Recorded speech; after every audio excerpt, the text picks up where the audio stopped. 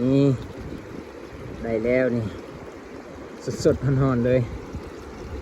ปลายังอันนี้มันมักอยู่ตาม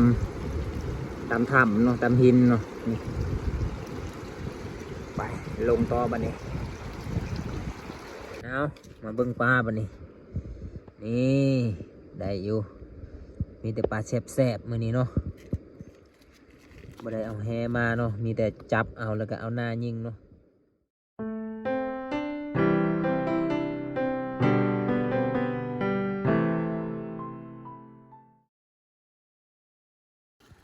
เอาสบายดีพี่น้องเนาะมื้อนี้ก็บางคนก็มานำเซคือเก่า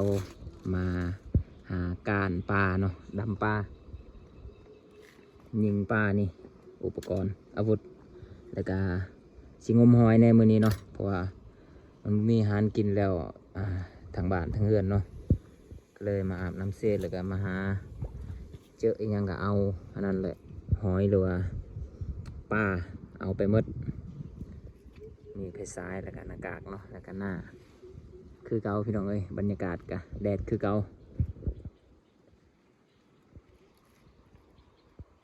วันนี้ก็ถือเข่ามาเลยวันนี้เนาะขันได้ปลาสิกินอยู่นี่ขันบ่ได้กะเอาแต่หอยแล้วมากินเยือนตอนนี้ก็พากันลงแล้วมื้อนี้ก็มากัน2 คนเนาะอีก2 คนมานำหลังบูวาสิมาหรือบอตอนนี้ก็บางคนกำลังล้างหน้ากากเนาะเพื่อบ่ให้มันมัวให้มันแจ้งเนาะเอายอดใบไม้นี่ล้าง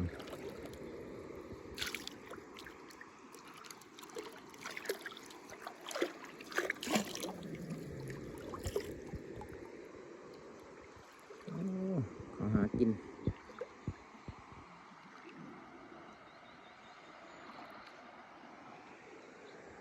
2 คนตึกแฮ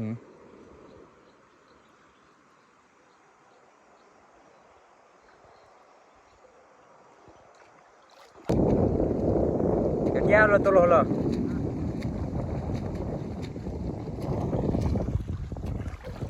มาเอามาดำมันนี่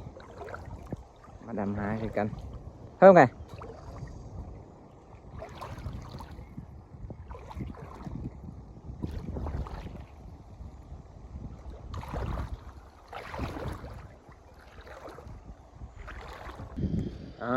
โอเคทุกคนเนาะตอนนี้บางคนก็ได้ขึ้นมาแล้วเนาะเมื่อกี้นี้ก็ลงไปจับปลาบ่ได้ซ้ำเนาะได้บ่หลายซ้ำนี่บางคนก็ขึ้นมาเลยนี่เบิ่งนี่ลงไปจับเอาได้นี่เลยมีแต่ปลาอันนี้ปลาแกงเนาะอันนี้จะเป็นจะปลายังอันนี้บ่ฮู้เนาะนี่ตัวหนึ่งฮันโอ้ใหญ่เลยบางคนเจอแต่ว่าเอามันบ่ได้สำนองมันลักไอ้ลีนี่มีแต่ปลามันนี่เพราะว่าบางคนไปจับแถวแกงพุ่นเนาะแถวมันไหลแห้งพุ่นแล้วก็ปรากฏแล้วก็ปลาแกงเห็นบ่มีแต่ปลาแบบนี้เลยนี่ปลาแสบๆเลยแบบนี้กินดิบก็ได้ตัวน้อยๆนี่ตัวน้อยนี่กินดิบก็ได้แล้วก็มีจุ่งมียังบางคนจับไปเบิดตัวนี้ก็สิจีเอาเนาะแล้วก็บางคนก็สิกินดิบแน่2 ตัว 3 ตัวเนาะประมาณนี้แหละแล้วก็ตัวนี้ทางนั้นก็กำลังซอยอยู่ตัวเดียวเนาะปลายัง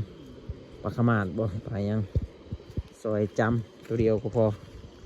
ไม่อยากซอยจำหลายบ่มีหลายนะอย่างนี้ก็มีแต่หอยแล้วก็ปลาเป้าตัวหนึ่งม่วงแล้วก็มีปลาอันนี้เนาะปลาหางดำตัวหนึ่งแล้วก็สิซอยกินเลยบ่หลายมื้อนี้บ่ได้เอาแฮมาเนาะมื้อนี้มีแต่จับเอาซื่อๆก็เลยได้บ่หลาย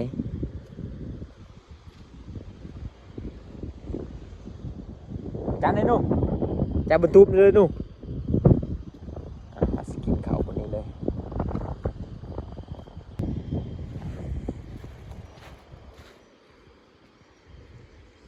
บรรยากาศก็คือเก่า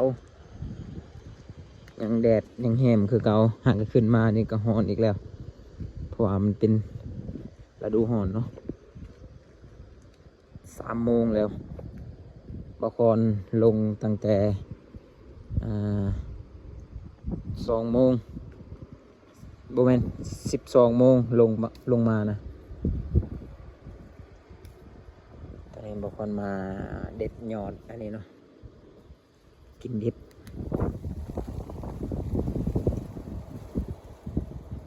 ก็กินบ่หลายมื้อนี้คนเดียวกินดิบเนาะผู้เดียวบางคนกินดิบอีกคนก็บ่กินเนาะแล้วสิจีเอา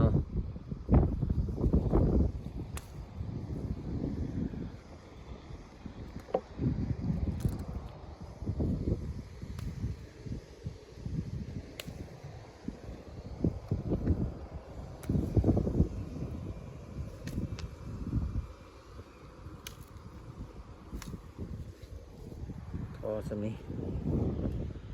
บ่มีปลาหลายปลาบ่หลายก็เลยกินบ่หลายเนาะกินหน่อยนึงพอให้อิ่มแล้วก็กลับบ้านอยู่เพื่อนก็อยู่บ่ได้ยามนี้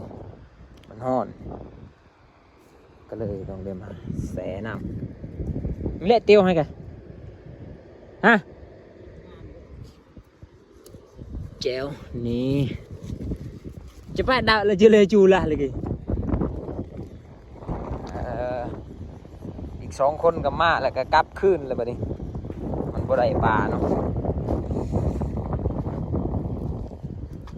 โอ้ยสดๆร้อนๆเลยนี่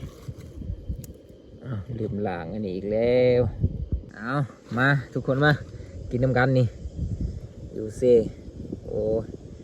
นั่งมือก็เหี่ยวเลยดูน้ำมันโดนพดสุกแล้วนี่ทางพนกระจีเอาแบบธรรมศาสตร์ซอยดูดีเลยก็ทำเลยที่กูนี่vài được cái lạ được nét nữa ngơ cái là gì này chúng ta chưa lại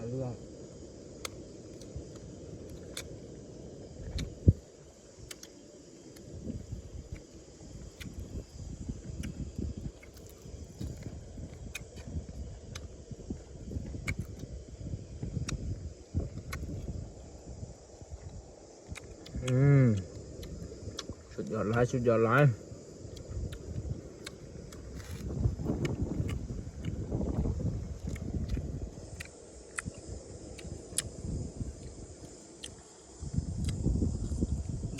ăn nhà trà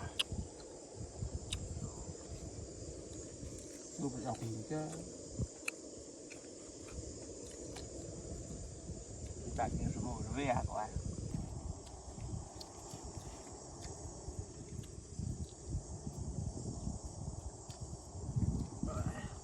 mình cô đưa cái cho đây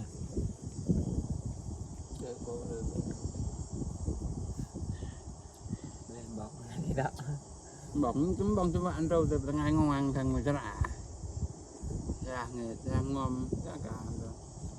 tao bơi tao lát tôm bừa tao lát trượt lên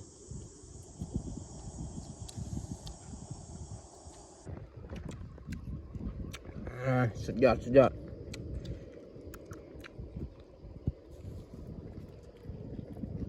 ตัวซอยกินเม็ดแล้ว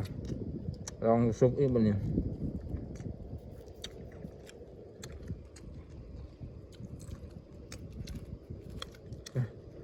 มันตีงอยู่เนี่ย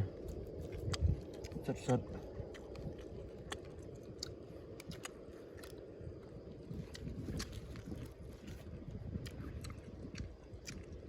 อะไรมากระโหลกมันจะจับ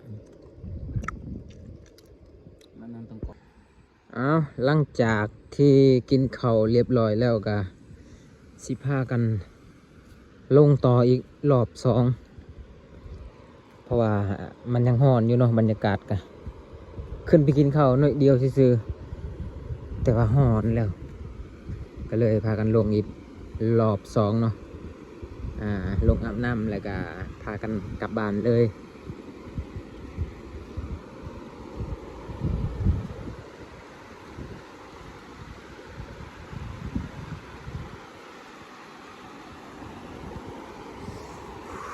เอ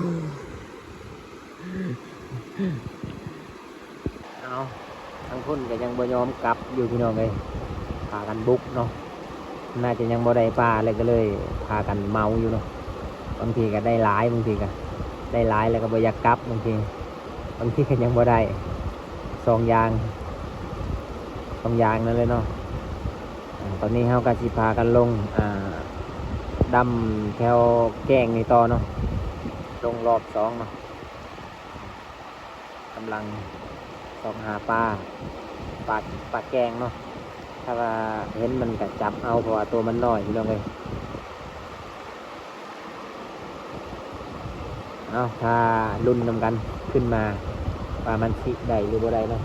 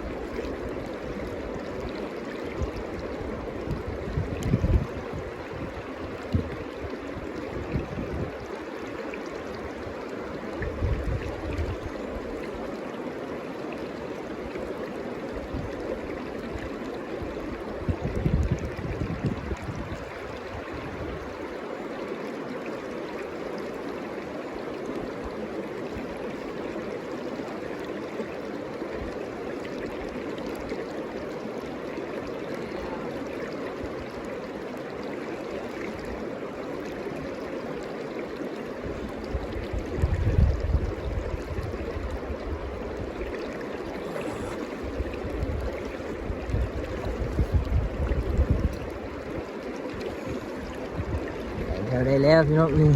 เห็นบ่ว่าอย่างนี้มันมักอยู่ตามถ้ำเนาะตามหินเนาะนี่ไปลงต่อบัดนี้คุณทางคุณกันกำลังสอกหาอยู่เนาะตอนนี้ก็พากันกลับเนาะ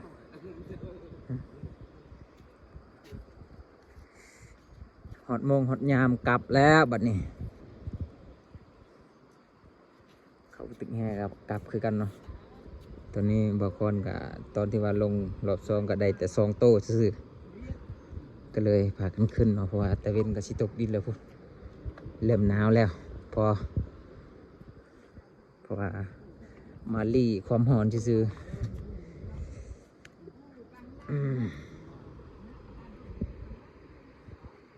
เอามาเบิ่งปลาบัดนี้นี่ได้อยู่มีแต่ปลาแซ่บๆมื้อนี้เนาะบ่ได้เอาแฮมาเนาะมีแต่จับเอาแล้วก็เอาหน้ายิงเนาะขักอยู่ตอนนี้ก็กำลังสิเกมเครื่องกลับแล้วเบิ่งตะเวนสิตกดินมาแต่12 โมงจนบรรยากาศเย็นแล้วจึงกลับเว้ย